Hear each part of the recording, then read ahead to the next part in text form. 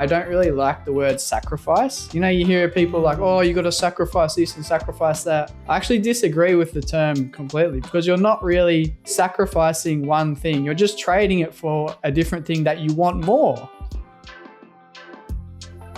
Welcome back to the Get Rich Slow Club podcast. I'm Anna, and I'm here with Dave Gow, who you might know as Strong Money Australia. In fact, he's been on a previous episode, so if you want to check out episode 57, How to Work Towards Financial Independence and Retire Early, definitely check out this episode. But today, we're actually going to have a two-part series with Dave, and this first part is going to be talking about FIRE again, how to get into FIRE, what to think about when you're at the beginning stages of investing. And then the second part will be, well, you know, if you've got money, now what? Which is actually the name of his second book as well. So let's kick it off. Dave, welcome. And do you have a money win or loss that you can share with us? Yeah, thanks for having me back on the show. It's good to be back and chatting again. I do have a money win that I can say. It was actually a few months in the making. So something that you probably won't be familiar with. But a few months ago, the WA government announced, remember when petrol prices were really crazy, but they're not so much anymore? Yeah. So the WA government announced that they were going to give everyone like $100 to help with the cost of petrol and whatever at the time. And so it took a few months for them to get it organized and get it to people. But we recently got 2 installments of $100 for nothing, basically, from the WA government to help with the price of petrol. So that was a nice little bonus win. So did you fill up your car? You have an electric vehicle though, well, don't you have? Yeah. I was going to say, don't you? Yeah. So you didn't even really need it. Yeah. No. So but we got it anyway, so that's good. It just goes to, I think it went to license holders. So if you have a license, you would get it. So if you were taking transit, you were just bad luck. You weren't. Oh, good question. I don't know. Yeah, maybe if you don't have a license, you wouldn't get it. I'm not sure. Yeah. I always find it interesting how they roll out these incentivized programs and who gets what and who really benefits. Where in your case, like you got an extra $200 and you have an electric vehicle. Yeah. Oh, awesome. Dave, it's always great to chat with you because I think you're one of those icons here in Australia who has reached FIRE, and you did it at age 28, which is pretty amazing. I'm way past that age, so I can't retire that early, but I'm still along the way there. For anyone who hasn't heard of FIRE before, what is the quick rundown of what is FIRE? The general gist of it is essentially you save up a bunch of money and invest it over a period of time. And eventually you can get to the point where you live off those investments instead of your salary. And then that enables you to live exactly how you please and spend time on things that you enjoy doing more than working, which is probably, for a lot of you, you've got plenty of things you enjoy more than working. Yeah. And I think for a lot of people, it is a great option to think about because even if you don't retire early, the other side is then you actually have money or investments that give you those options, right? To reduce your hours that you're working or leave a job. I know that for you, your FIRE journey kind of came from a place of like, you didn't like your job at all. And you started looking online. Is that right? Of how to get out of your job. Can you take me back to that time? Like, how were you feeling and what kind of inspired you to go down this path? Yeah, it's interesting because the job itself that initially, I guess, spawned my desire for financial independence, the job itself wasn't too bad. And the job I got after that also wasn't too bad. It was more so having to deal with certain managers and certain workplace environments that weren't, I guess, conducive to like a good mental state. So essentially, I was in an environment that I didn't really enjoy and a kind of a toxic management at the workplace I was at. And it kind of made me realize I don't want to be in a position where I'm stuck in a situation like this, where I could see people that were 20, 30, 40 years older than me who just kind of accepted the essentially shitty treatment from management because they had bills to pay and they had basically had no other option. And I just kind of fast forwarded my own life and I'm like, I can't do that. I'm just not, something in my stomach was just like, you have to figure something else out because ending up like one of these old blokes who's stuck in this factory and has no other option, I have to do something else. There has to be another way. So from there, I started learning as much as I could about whether there was actually a way for like a normal person to become wealthy enough so that you didn't have to work anymore. And the 2 options that were spat out at me from Google was essentially starting a business and investing. And so starting a business seemed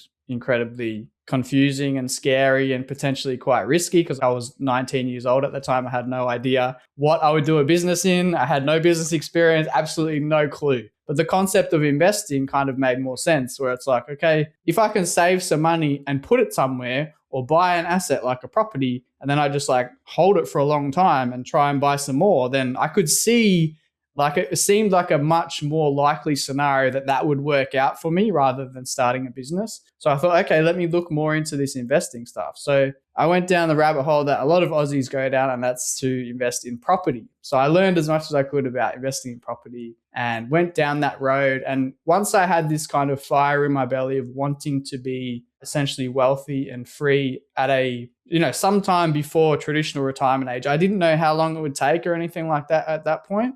It was just an idea in my mind. And once I had that fire, I started working more hours. I started finding new ways to save money so that I could invest as much as possible, because I just figured the more I can invest, the faster it's going to happen. I didn't really know how all the numbers worked at that point. I just thought the more I can do, the better, right? It's going to bring that outcome that I want forward. So then I'm going to have more options in my life sooner. So yeah, that's how it all started. I love that, because for many people, we talk about the why, like why for investing, why do you want to do what you do? And for you, that was it seems so visceral, right? Like you didn't want to be in this job. You wanted to get out. How do you get out as quickly as possible? I remember my first job as well and being like, do people actually do this for 40 years? Like, and I had a horrible manager. So I feel very connected to what you say, because you kind of sit there and you look around and there are these older people than you who have been doing this for many years. And you're just like, how is this life? How are we part of this grind?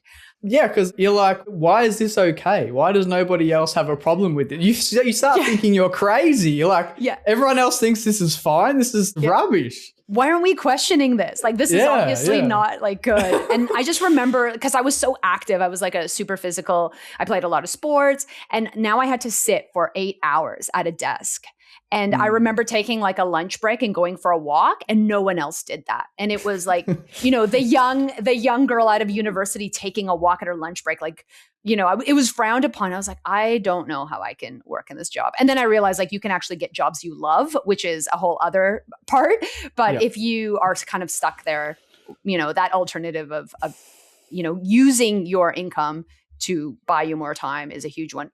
From memory, you have always been frugal, though. Is that the case? So it wasn't so hard for you to then make that shift. Whereas I find that making that shift for other people who are already spending money is really hard to find the money to invest. Yeah, that's true. From the very beginning, I didn't spend all that much. So I lived in a share house with some friends. So my housing costs weren't very high. And I'd like always go out drinking on the weekend and spend a bunch of money on a whole bunch of dumb stuff that I didn't really need to do, but I just did it anyway. It feels good hearing that sometimes from you, Dave, because it seems like you're so frugal. So it's good to hear that you did spend money on dumb stuff too. Yeah, of course. Like any young person does, I think. So there was always an element of that, but I also knew fairly quickly that having savings was better than not having savings. So I thought, well, I don't mind spending a whole bunch of money as long as my bank account was going up like every week or every 2 weeks. If it didn't, I was kind of like, shit, that's no good. It felt like I'd worked for 2 weeks or a month if I had some expenses. Like I worked for a month and I had nothing to show for it. That really frustrated me. I didn't like any kind of situation like that. So I always tried to make sure that my bank account was at least going up. And then at least I had something to show for all of the work that I did, right? Because I gave up all of those hours every week, and to have nothing at the end of it, it's like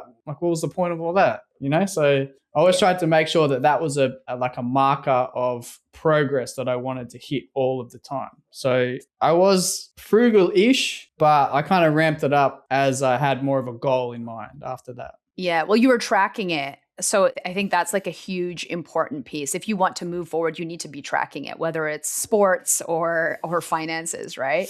Did you know the financial kind of principles of FIRE? So for anyone who's new to FIRE, there's this idea where you want to be saving and investing 25 times your expenses.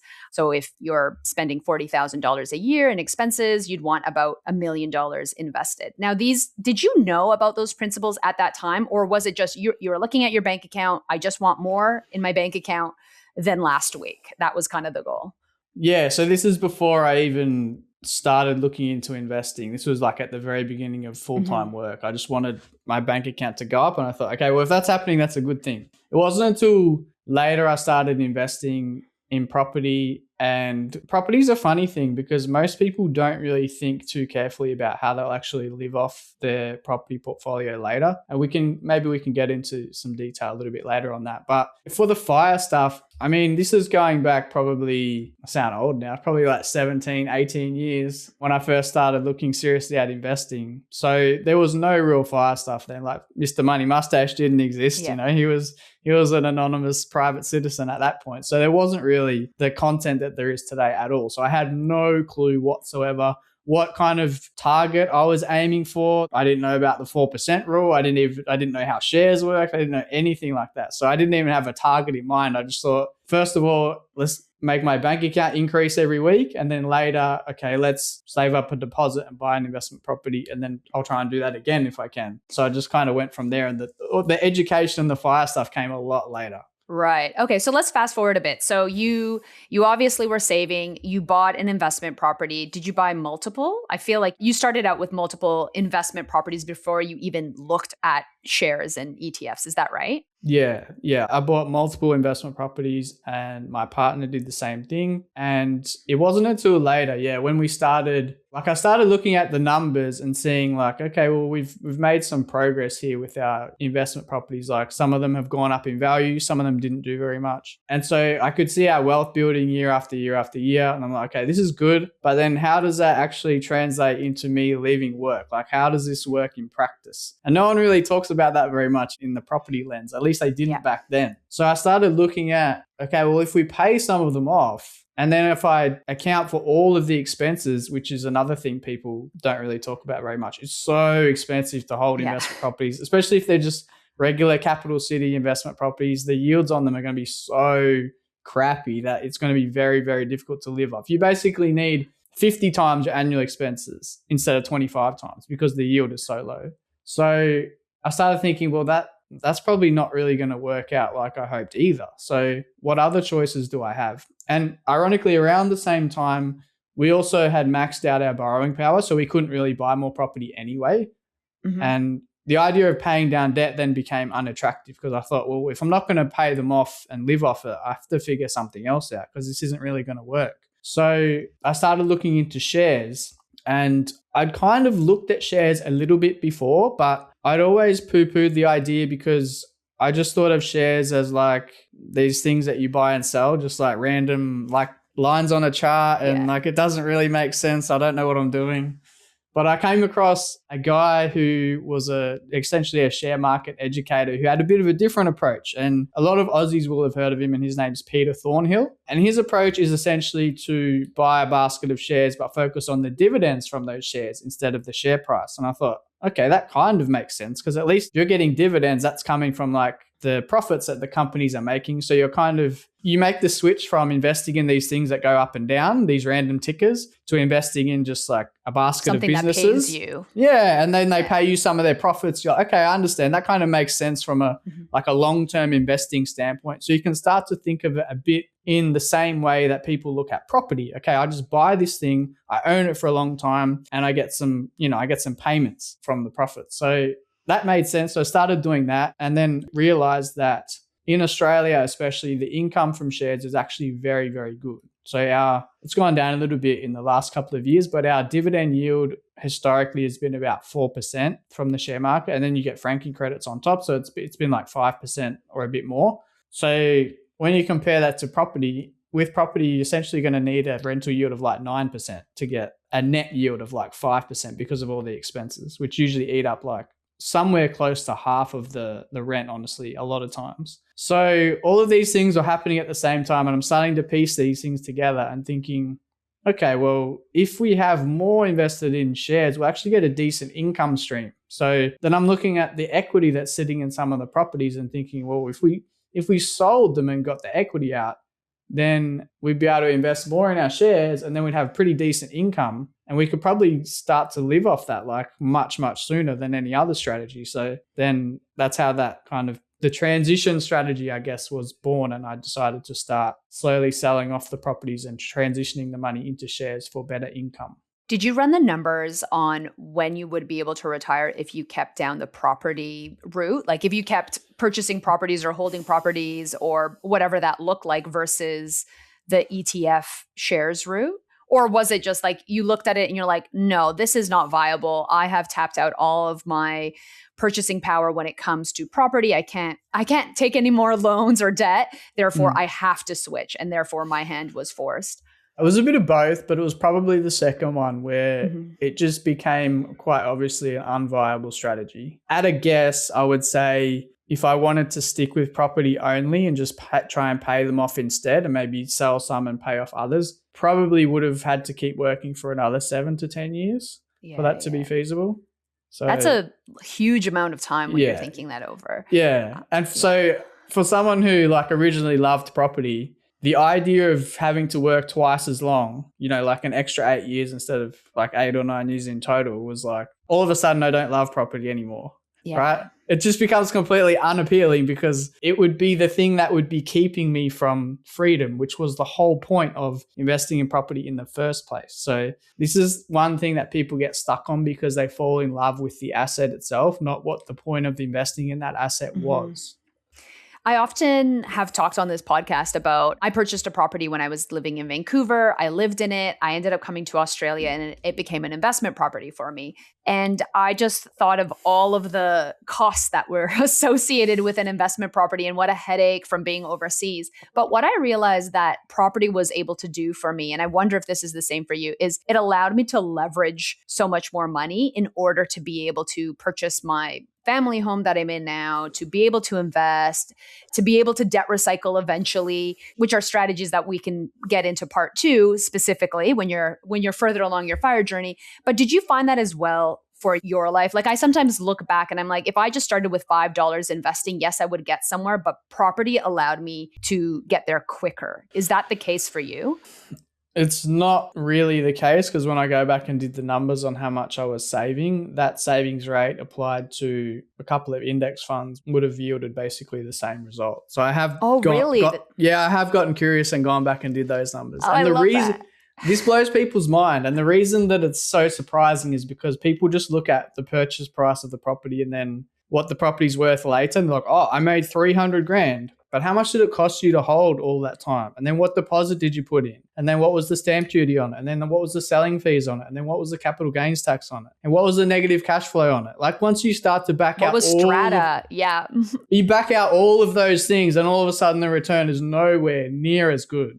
So it's quite difficult because people would like to anchor to big numbers and just assume that it's going to be better. But when you back out absolutely everything, it can be, but it can also be worse. Like there's periods in many capital city markets that most people invest in where they basically go nowhere for 5 years. That could be like half your journey, and that could be significant opportunity cost in terms of what you could have done with that money invested elsewhere. Not only the opportunity cost of the ongoing cash flow that you have to pay to keep hold of that property for 5 years. So essentially you're way, way worse off. You just don't have the visible comparison at that point in time because all you know is like, I've held this property and it hasn't done much. So you don't really have that direct comparison that's going to like hit you in the gut and be like, oh God, if I just did this instead. So you actually did the math and it would have been the same, or would have investing in ETFs got you ahead? I think it would have been very similar actually. Yeah. But it's going to depend. This is the thing with property. It depends so much on the market that you happen to be investing in for the period that you're investing in, because you've got magnified exposure to one thing. So when you invest in shares, you're not really using debt for the most part, right? So you're just allocating to shares. You're getting a positive return from the dividends every year, which you can reinvest into more shares. You're constantly adding more shares to your portfolio every month. So your portfolio is basically going up every single month, like for a very, very long time, because you're consistently adding money. Whereas with a property, it's very different, where everything is hinged on the capital growth rate of that property. So the money you put in at the start, your deposit, that just kind of sits in your property. Stamp duty disappears. That's basically negative money. The ongoing negative cash flow, you basically have to treat that like an investment into your property. The biggest determinant of whether your property portfolio or one of them performs better than shares is purely the capital growth rate on that property and how much leverage you have on that property. So the more leverage you have, the higher your return on equity as it is. the higher return on equity would be. So it can work out better, but it can work out the same or worse also, depending on the time frame. So if you were to go back in time, would you still have taken the same route? Or do you think that you would have been like, nah, I'm just going to do ETFs, what I know now? I would just go straight into ETFs unless there was, because I'm not against property either, unless there was a quite obvious market that was very cheap, that just seemed unreasonably cheap relative to the other markets in Australia, perhaps. And it looked like a very good, say, 7 to 10 year bet, essentially, because it's just a big bet on price growth. That's all it is. But luckily you are where you are now, right? You've retired early. So anyone who's listening and they might be at the beginning of their journey, they might be further along, they might be wanting to change their strategy, which was something that I did as well, like owning property and then being like, I just want to have the home that I live in and invest outside of that.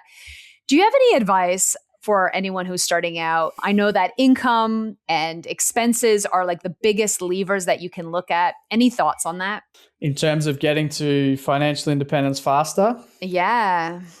I mean, it's funny because the biggest things that you can do are the simplest things, right? So everyone knows the two big levers, making more money and spending less money. That's really where the magic happens. You can do a few things with your investment portfolio. You can take on a bit of debt to try and speed it up or whatever, but it really comes down to those two big things. So try and find the most well-paying job you can for what you're able to do with your particular skill set, while also making sure that you're able to tolerate either the workload or the type of environment that you're in for the next 10 years that requires you to, or that is required to make that money. And then balance that with trying to live a lifestyle that you can enjoy. It may not have everything you want because you're essentially trying to delay gratification for later, where you can have a lifestyle you enjoy on an ongoing basis, but you're going to trade off some perks and some niceties in the short term to have a lot more freedom and options in the long term. Because the funny thing is, when you get to a point where you do have more options and freedom in life, you will realize that you don't mind working. You just want to have more control over how much you work, what you work on, who you work with, the hours you dedicate to work, and all those sorts of things. Like, you just have that sheer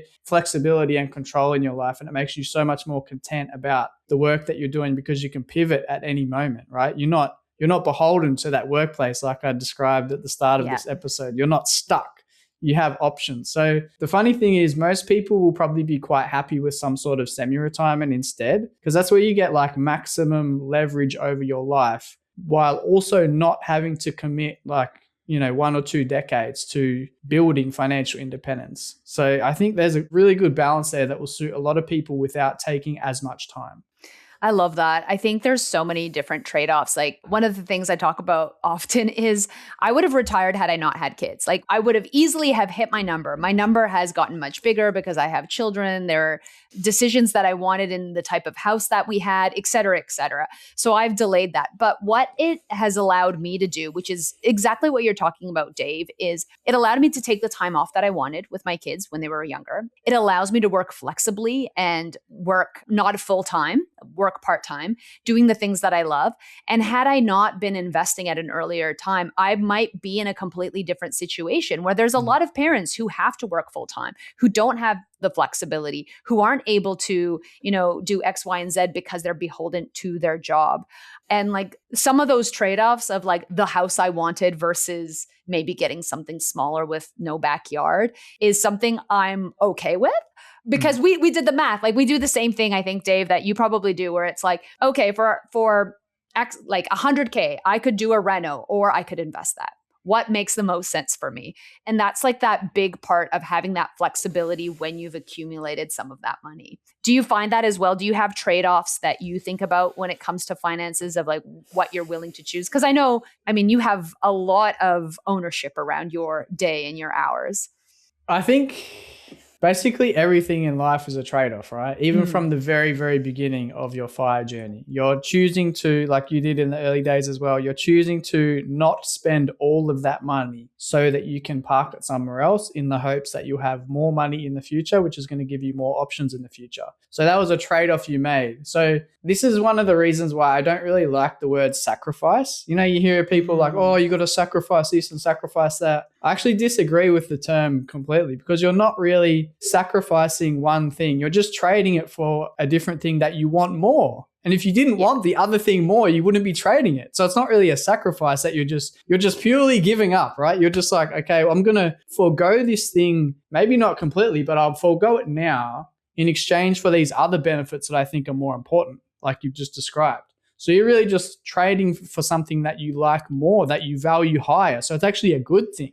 And you can also have other things in your life later that you might forego initially, like maybe some of the fancier holidays, or maybe the bigger house, or maybe the nicer car. But if you compound your money over time, you can have those things later. So this is something that people, I think, get confused about, because they think, well, if I'm going to be frugal and live a low cost life so that I can invest, I don't want to do that because I don't want to live that way forever. But no one's saying you have to live that way forever. Everyone's just saying you can live that way in the short term, avoid and forego some of this lifestyle creep that, you know, everyone else kind of falls into, start to build your money up, which gives you options in life. You're still going to do some sort of work that you enjoy, and it gives you the greater ability to pivot to work that you enjoy. So then you get the financial benefits, the life benefits, and you end up being in a position where you have a surplus between those things. And then you can enjoy some of the things that you didn't have earlier, like the fancier holidays, the nicer house, the nicer car, whatever, if you want to at that point. But you get all of the benefits rather than just if you front load those benefits, like buying all the things straight away, you don't get the money later and you don't get the freedom later, and you can't have this balance of all three. You only get one. So I think that's the ultimate trade-off to think about. Yeah, I love that trade-off. I remember we were living in a tiny 2-bedroom apartment in a busy street with a newborn baby. Both of us worked from home, and everyone I talked to was like, how can you stand living there? And it was like, yeah, it's loud. We're on a loud street. We've got a newborn. But it is cheap rent. And we wanted to stay there for as long as possible. I think I was there for like 7 years in that place. But it was the cheapest rent I could find with my own entrance that, you know, was, and those, like, to your point, was it a sacrifice? It was not a sacrifice for me. It was the trade-off of being like, I have cheap rent in this place and I'm willing to sleep with, you know, like earbuds in order to make the noise, like cancel out the noise. But that was something that I was willing to do because I was able to save and invest more. And I think that's the part that people sometimes miss, is that trade-off looks like a sacrifice. It looks like you're restricting yourself, or you're choosing a suboptimal option, but that might be a suboptimal option for you. For you, you might be like, there's no way that I'm willing to sleep in a place that's in a loud part of the city. But for me, that was okay then. Whereas now, like, I'm just in a different stage of life. That is not something that I want for me. But because I was able to do those sacrifices that no one else understood, but there was, it came back down to my values. Like, what are my goals and my values? Which I find is sometimes so hard for people to understand, because back to your point, it's the trade-off for the individual person. And now you get, not only do you get, eventually you get the nicer house and everything, but you also got the freedom to not have to work as much because you made those trade-offs that other people weren't willing to make in the earlier days. So it's funny how that's a perfect example of you getting the benefits of everything later if you're just willing to make those what are hard trade-offs in the beginning. Yeah. Like, another one is, I mean, not that I have to name all these things, but we had like a 20-year-old car that was like a hand-me-down of my partner's parents. And everyone was like, why don't you guys upgrade? And we're like, we like rarely drive. We don't really need it. It was only when that car started like breaking down quite a bit, I was like, we'll buy we have 2 kids. We have to buy a reliable, better car. And it was funny how many comments I got from people being like, whoa, you guys got a new car. And it wasn't even, it was like a few years old, that car. We didn't buy it straight new.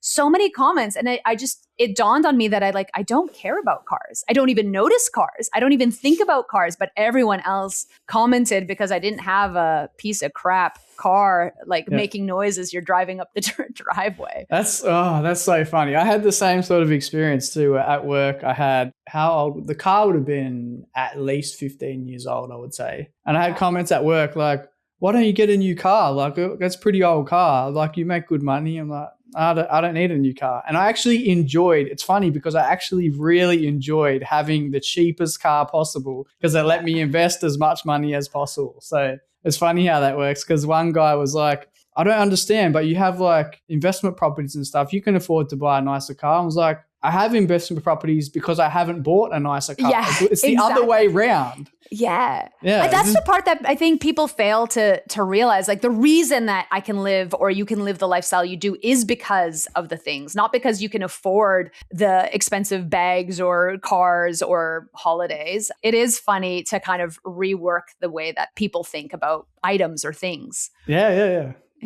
But now you have a new car. Yeah, like because you can afford it. Yeah, exactly. It's funny because when we went to buy a new car maybe 3 years ago now, obviously we reached financial independence maybe, I think it's like 9 years ago now, so it's a long time. But we've both continued to like work part-time because I just started a blog obviously out of curiosity and interest, and my partner decided to do 2 days a week out of her old job because she liked the social aspect of it. So there's been like excess cash that we've ended up investing, right? So we got to the point where we could buy a new car and it wouldn't impact our lifestyle whatsoever. So we did that, and yeah, like 3 years ago, we bought an electric car, and it's been great. But it's nice to be able to get to the point where you can do things like that and it doesn't impact you at all. If it was going to impact my freedom or delay financial independence or something like that, I wouldn't do it because it's just not worth it to me. That's not a healthy trade-off, right? It is funny. Those trade-offs I love. Like my partner and I often will have these games of like, what if you were gifted $100,000? What would you do? Yeah. And there's a part of my house where I always wanted like a patio on the back, like, you know, overlooking, we've got like a little yard because the kids play, they're small, you're watching them. And I'm like, oh, how much do you think it would cost to build a patio? And we're like, probably like $100K, like because it would have to be elevated. It's, you know, like et cetera, et cetera, et cetera. And then we like look at each other and we're like, do we want to work for $100K? Like, do we want that bad enough? And it's like, at the end of the day, no, we want our freedom. And that trade-off feels so much more fulfilling when you know that that is your goal. Your goal is the trade-off. It is not a sacrifice that, oh, I'm not giving myself nice things. Like I still have nice things. It's just, is it worth it? So I love that you talk about that as not being a sacrifice, but just the trade-off of what's more important for you.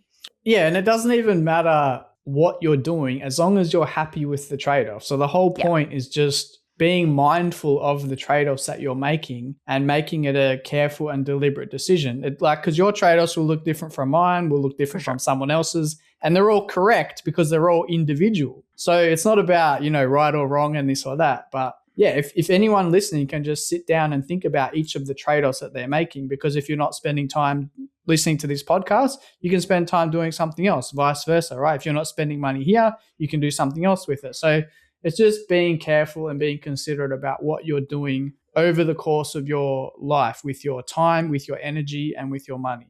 I love that, Dave. Thank you so much for sharing all of your wisdom. And we'll be talking a little bit more about if you're further on your FIRE journey and you've got money. So stay tuned for our next episode with Dave. Thanks so much for joining us. If you found this episode helpful, please rate us 5 stars, write a review, or share with a friend. If you're new to investing, make sure to listen to our first 10 episodes. Follow us at Get Rich Slow Club or Tash at Tash Invests or me at Anna Christina. The Get Rich Slow Club podcast is a collaboration between Tash Etchman from Tash Invests and Anna Christina from Perler. Knowledge is power, especially when it comes to investing. So make sure to check out our financial services guide and read the product disclosure statements and target market determination for any investments you're considering. See our show notes for more info. Any advice is general and does not consider your financial situation, needs, or objectives, so consider whether it's appropriate for you. This show was brought to you by Natasha Etchman, who is a corporate authorized representative, number 1317713 of Rask Licensing Proprietary Limited, and Perler, who's an authorized representative 1281540 of Sanlam Private Wealth, AFSL 337927. The Get Rich Slow Club acknowledges the traditional custodians of the land we record on, from coast to coast across land, waters, and communities. We pay our respect to elders past, present, and emerging.